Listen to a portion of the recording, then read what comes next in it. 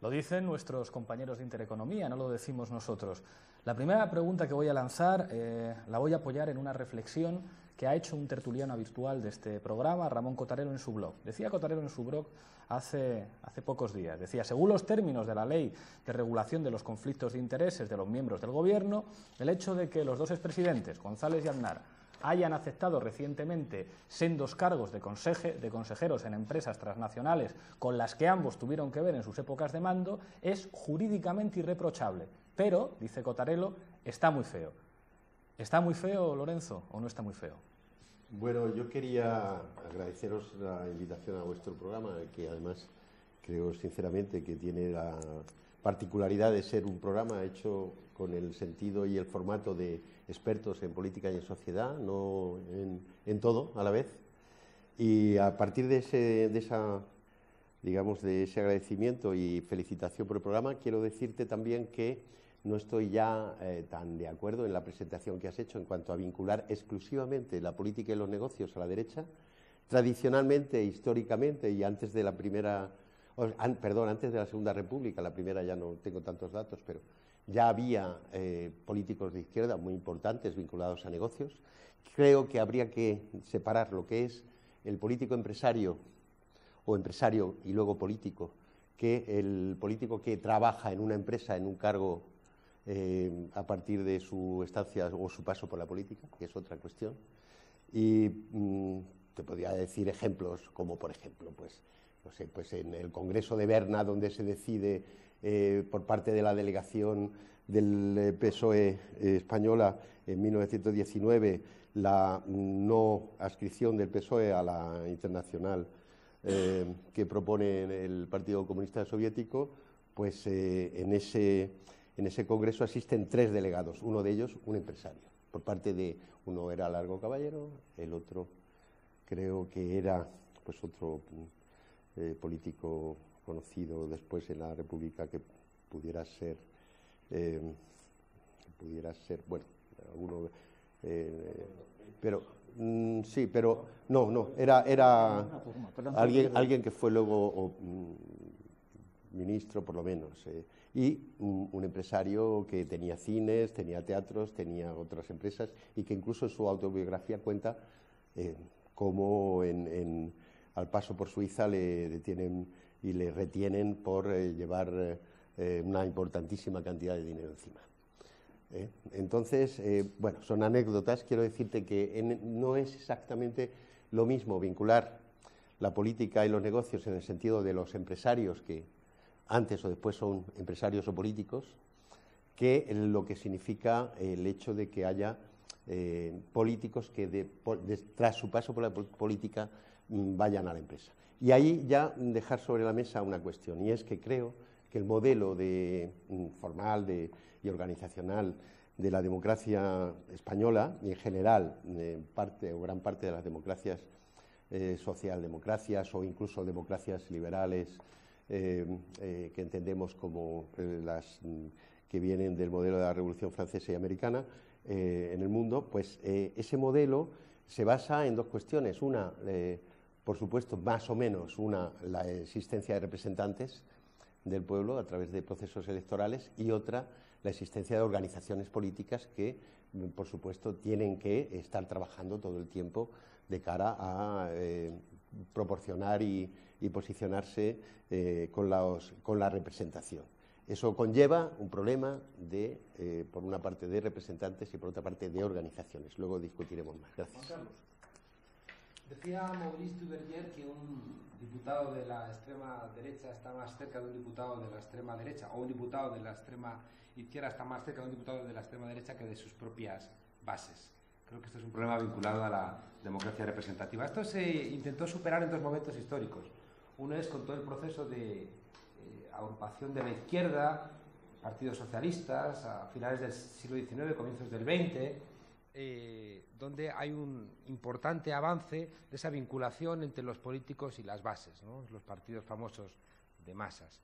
Después viene el fascismo y creo que la superación del fascismo implica otro gran avance. Ese avance es el antifascismo como una manera de superar los cuellos de botella de la propia democracia representativa. Creo que en esos momentos de sacrificio, en ese momento donde un Antonio Gramsci en la cárcel de Mussolini recibe una invitación de retractarse de sus ideas para salir fuera, igual que la había recibido el representante de la democracia cristiana, De Gasperi, el demócrata cristiano, firma para salir fuera, Gramsci no lo firma y se pudre en la cárcel, nos deja los cuadernos de Carcere, pero prácticamente muere en prisión. Ahí hay una vinculación entre los representantes y las bases que poco a poco hemos ido perdiendo. A día de hoy creo que la podredumbre de la democracia representativa, que le hizo afirmar ya a Walter Benjamin, si recordáramos los orígenes revolucionarios del parlamentarismo, no tendríamos la vergüenza de verlos convertidos en esta caricatura en que hoy se han convertido. Es decir, pensar que un político cuya única fuente de valor es el pueblo al cual dice representar, pueda ganar infinitas veces más que lo que gana ese pueblo, lo convierte en una burla o en un sarcasmo. Es decir, que si tú eres Felipe González o Aznar, históricamente, porque has representado al pueblo, ¿cómo te puedes alejar tanto de ese pueblo? ¿Cómo es posible que, si tu único valor nace de ese pueblo, puedes irte a la estratosfera y al final, haber un trasvase entre los intereses que dices representar y los intereses empresariales que te convierten en un traidor de aquello que te convirtió en lo que realmente eres? En definitiva, ese trasvase impúdico hoy de Schroeder, que firma el gasoducto alemán, ruso y luego va a trabajar a Gazprom, de Tony Blair, que termina trabajando para aquellos que montaron la guerra de Irak, de Aznar, que termina trabajando para el gran grupo mediático que justificó la invasión de Irak, o esos políticos que cuando están en ejercicio trabajan para esos intereses que después les van a asegurar una vejez bien asentada. Insisto, convierten a la política actual en una burla. Carlos. Muchas gracias, Pablo. Yo en casi todo estoy de acuerdo con Monedero. Solo una precisión anterior. Hablamos de los políticos de la Segunda República, no quiero ir allí porque me parece que es una democracia muy distinta a la actual. Pero bueno, hay alguien que nadie le puede acusar de imparcial, como Guillermo Cortázar, que dedicó un libro entero a hablar de los negocios de Alfonso XIII. Esto era absolutamente habitual en una época en que el capitalismo es incipiente en España, sobre todo por la vía de ferrocarriles, de minas, etcétera, y el rey, pues en el propio Metro de Madrid, etcétera, estuvo absolutamente vinculado, fue accionista, incluso los grandes capitalistas le iban a buscar para tener ese apoyo regio, institucional, etcétera. Pero no me interesa mucho eso, ni por supuesto llegar a la Segunda República. Me interesa mucho más lo que plantea Cottarello, que siempre le tenemos un poco como ejemplo, persona próxima, crítica, interesante, en lo que decía en ese blog, que yo no he leído. Yo, cuando me habéis planteado el venir aquí, también mis pensamientos giraban en torno al mismo problema. Es decir, lo jurídico está claro. Esa ley permite que estas personas tengan otros trabajos, al mismo tiempo tienen una serie de consideraciones de carácter económica, fiscal, institucional, etcétera, como representantes, que han sido máximos representantes del Estado, del Gobierno en este caso, y por supuesto que lo suscribo. Pero eso no significa que siempre y necesariamente lo que es ley lo que es legal sea justo, sea correcto. Yo creo que eso tiene mucho que ver con la ética, que no sé si vosotros compartís lo que es la ética, o una serie de criterios o de valores que nos tienen que servir como referentes a todos, también en la democracia y también en la política. Y efectivamente, yo nunca negaría a una persona, como has dicho Pablo tú, que el 33% de los políticos actuales del Congreso solo se dedican a la política, es decir, que los restantes tienen otros trabajos.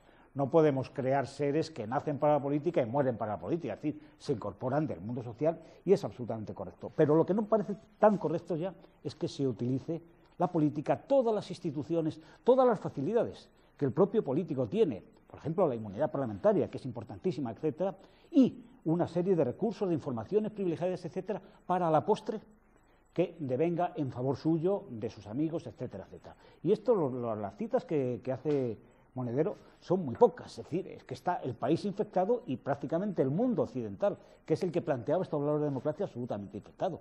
Con lo cual, no pienso, no propongo el retornar a valores éticos, sino sencillamente que sea una democracia mucho más crítica y que una serie de cuestiones no se permitan. Al día de hoy, y quizá por la situación económica que vivimos, estas situaciones son mucho más llamativas. Algunos o hemos votado a Aznar o hemos votado a Felipe González y lamentamos profundamente que estas situaciones se den. Por supuesto que tienen derecho, nadie se lo discute. Ahora bien, pregunto, ¿tanto Aznar o el señor Felipe González realmente tenían conocimientos previo a incorporarse a estos consejos de administración, o esos conocimientos, la posibilidad de acción, lo que hayan podido actuar en su mandato político es lo que les facilita este puesto? Entonces, en ese caso, yo tengo que suscribir absolutamente lo que dice Monedero y plantear que esta democracia es mucho más formal que seria y que real.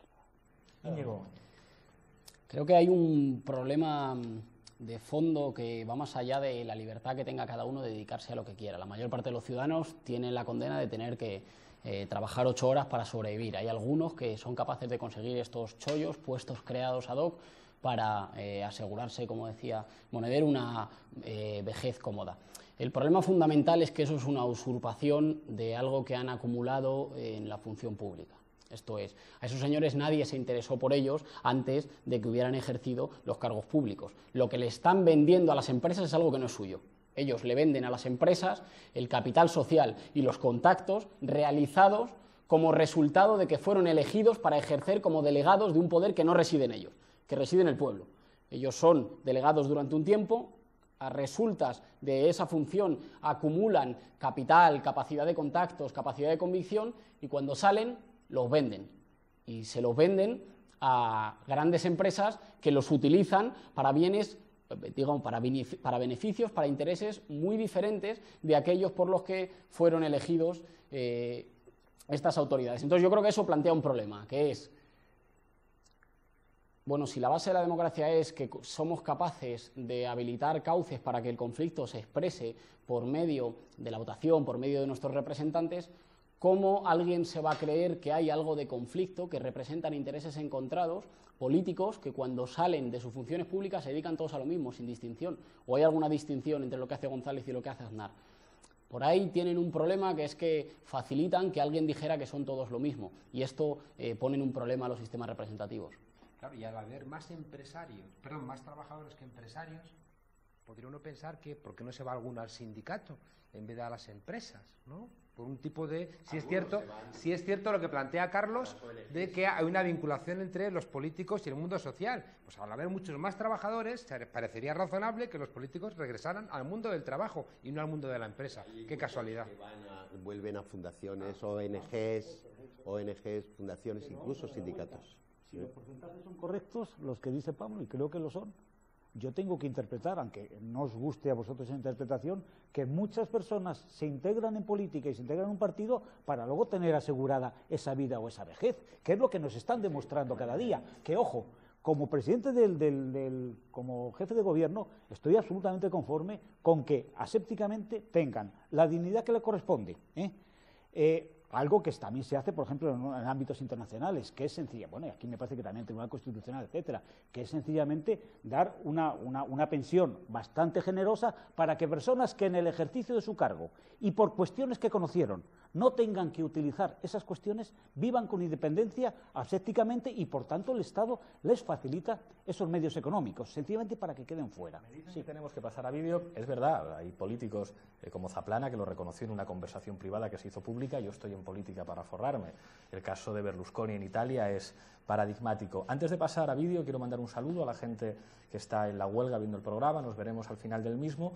Quiero decir también que para este programa contactamos con el Partido Socialista y el Partido Popular para invitar a alguno de sus cargos públicos a participar. En principio no pusieron dificultades hasta que supieron el tema del programa. Enviamos a 2 reporteros a las puertas del Congreso de los Diputados el día martes, en el que se celebraba la comisión permanente. Las unidades de intervención policial no les dejaron acercarse a menos de 50 metros. En cualquier caso, nuestros reporteros CNI están en Madrid. Tarde o temprano encontraremos esos diputados y tendrán que responder a nuestras preguntas. Créanme que será así. Nuestro reportero superviviente, Ramón Espinar, quizá el que peor se peina de la televisión, ha estado en una oficina de empleo, ha estado en el INEM preguntando a los parados qué opinan de todo esto. Adelante, vídeo, por favor.